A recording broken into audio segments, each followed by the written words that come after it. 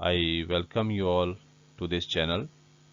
जैसा आप जानते हैं, इस चैनल पर आपको इकोनॉमिक सब्जेक्ट से रिलेटेड वीडियोस मिलती हैं, जिसमें क्लास 9th, 10th, 11th और 12th सीबीएसई बोर्ड की कंप्लीट सिलेबस वीडियोस अवेलेबल होती हैं।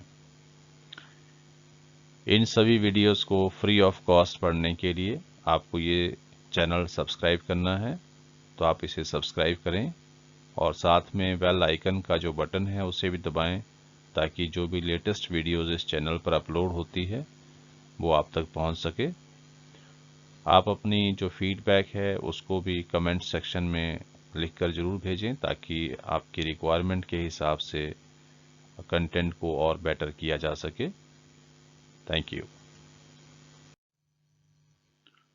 I welcome you all in this class. Topic for discussion in this class is factors that have enabled globalization. ऐसे कौन से फैक्टर्स हैं जिसकी वजह से ग्लोबलाइजेशन संभव हो पाया है, उन फैक्टर्स के बारे में हम डिटेल में डिस्कस करेंगे। ग्लोबलाइजेशन क्या होता है, किस तरह से होता है, इसके बारे में हम पिछली वीडियो में ऑलरेडी डिटेल में डिस्कस कर चुके हैं। यहाँ इसको सिर्फ रिकैप करेंगे। ग्लोबलाइजेशन का सिंपल अर्थ होता है इंटरकनेक्शन और integration of the world economies with each other. विश्व की अलग अलग अर्थव्यवस्थाएं जब एक दूसरे के साथ इंटेग्रेट होती है, अर्थात उनमें इंटेग्रेशन होता है या इंटरकनेक्शन डेवलप होता है, तो उसको हम कहते हैं ग्लोबलाइजेशन। ग्लोबलाइजेशन उस स्थिति में होता है जब अलग अलग देशों में movement of goods and services बढ़ता है। इसी तरह से flow of investment and technology बढ़ता है अलग अलग देशों में। And similarly there is the movement of people across the different nation of the world. जैसे आप देखते हैं, इंडिया से बहुत सारे लोग विदेशों में काम करते हैं और बहुत सारे विदेशी भी इंडिया में काम करते हैं। In search of better jobs, in search of better income और in search of better education they move to the different nations. इसको हम ग्लोबलाइजेशन कहते हैं। और ये चीज़ें पॉसिबल हुई हैं कुछ फैक्टर्स की वजह से, जिसमें ट्रांसपोर्टेशन टेक्नोलॉजी आता है, इंफॉर्मेशन एंड कम्युनिकेशन टेक्नोलॉजी आता है, इसी तरह से कंप्यूटर्स हैं, इंटरनेट है। ये चीज़ें ऐसी हैं जिसने ग्लोबलाइजेशन को पॉसिबल किया है और उसको बढ़ाया भी है। अगर हम रोड ट्रांसपोर्टेशन की बात करें तो उसमें भी काफ़ी सारी इम्प्रूवमेंट देखने को मिलती है, और रेलवे में काफ़ी सारी इम्प्रूवमेंट्स हैं। और इसके अलावा एयर ट्रांसपोर्टेशन भी इम्प्रूव हुआ है, वाटर ट्रांसपोर्टेशन भी इम्प्रूव हुआ है। पिछले 50 सालों में जो ट्रांसपोर्टेशन टेक्नोलॉजी है वो काफ़ी ज़्यादा बदली है, और उसकी वजह से जो movement of goods and services है वो काफ़ी ज़्यादा बढ़ा है, स्पीड अप हुआ है। इसी तरह से इंफॉर्मेशन एंड कम्युनिकेशन टेक्नोलॉजी की डेवलपमेंट भी बहुत ज़्यादा प्रशंसनीय है, बहुत ज़्यादा इम्पॉर्टेंट रोल इसने निभाया है। जैसे आप देख रहे हैं, आज हमारे पास मोबाइल फ़ोन्स हैं, इंटरनेट है, कंप्यूटर है, तो हम दुनिया के किसी भी देश में किसी व्यक्ति से कभी भी कनेक्ट हो सकते हैं। लोगों में व्यापार करना आसान हुआ है, ट्रांजैक्शंस ऑफ मनी ये काफ़ी आसान बने हैं, एक देश से दूसरे देश में पैसा भेजना आसान हुआ है, और ये सब टेक्नोलॉजी की वजह से ही हो पाया है। आप इंडिया में बैठे बैठे फॉरेन कंट्रीज़ को सॉफ्टवेयर एक्सपोर्ट करते हो, बहुत सारी गुड्स यहाँ से एक्सपोर्ट की जाती हैं, दुनिया के अलग अलग देशों से हम इंपोर्ट करते हैं, क्योंकि हमारे पास ट्रांसपोर्टेशन सिस्टम काफ़ी मजबूत हो गया है, पहले के मुकाबले बेटर हो गया है।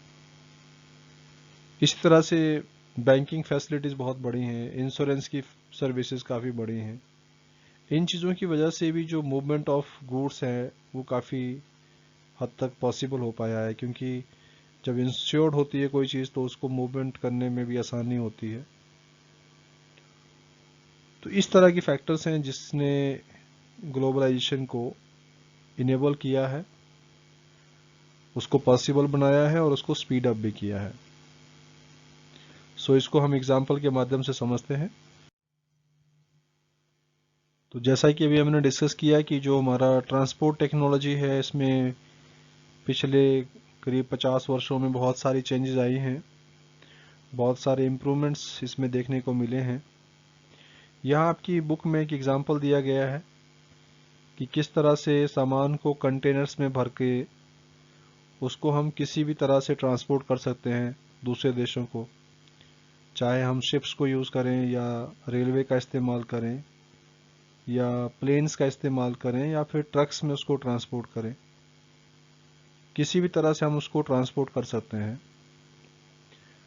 तो कंटेनर्स में जब गुड्स को भरा जाता है तो वो काफ़ी हद तक सेफ हो जाती हैं और उसको इजीली ट्रांसपोर्ट किया जा सकता है। और कंटेनर्स का यूज़ करने की वजह से जो पोर्ट हैंडलिंग कॉस्ट है उसमें भी भारी कमी आई है, और इससे जो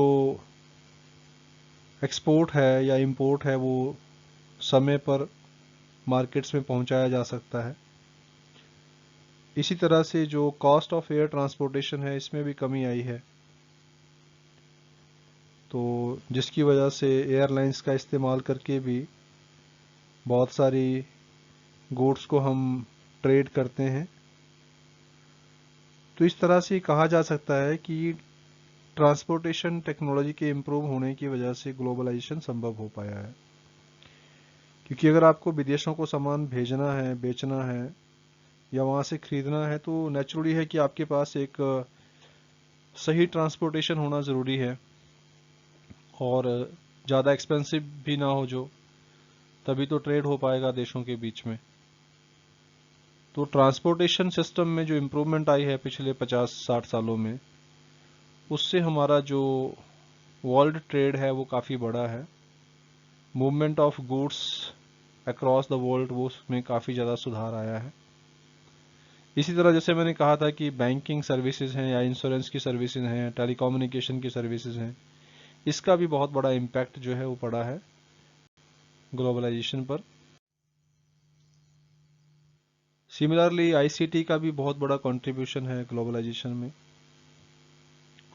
information and communication technology, telecommunication, internet, mobile, computer, इन चीज़ों के आने के बाद संसार काफ़ी बदल गया है। एक तरह से पूरा संसार एक ग्लोबल विलेज हो गया है। You can connect any one anywhere across the world at any moment of time. कभी भी आप कहीं भी कनेक्ट हो सकते हैं, वीडियो कॉलिंग कर सकते हैं, कॉल कर सकते हैं, व्हाट्सएप चैट्स कर सकते हैं, ईमेल्स के थ्रू कनेक्ट हो सकते हैं, कितनी सारी सुविधाएं हैं।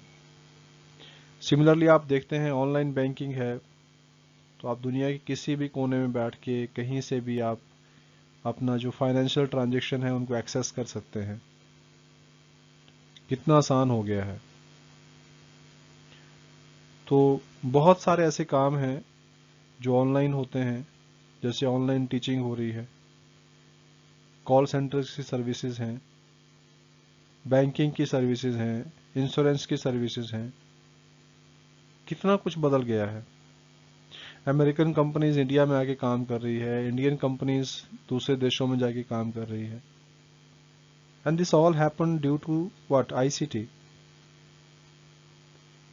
Telecommunication, infrastructure improvements. तो आइए कि एग्जांपल समझते हैं जो आपकी बुक में भी गिवन है।